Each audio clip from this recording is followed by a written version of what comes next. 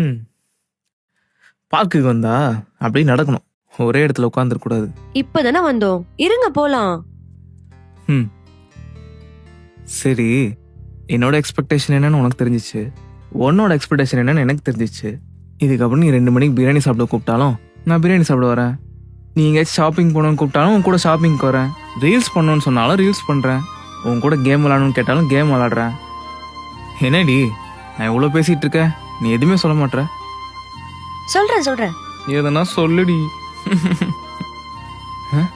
ஐ ஊஞ்சல் வேணாம். விளையாடல? நான் தான் விளாண்டா உனக்கு பிடிக்காதே.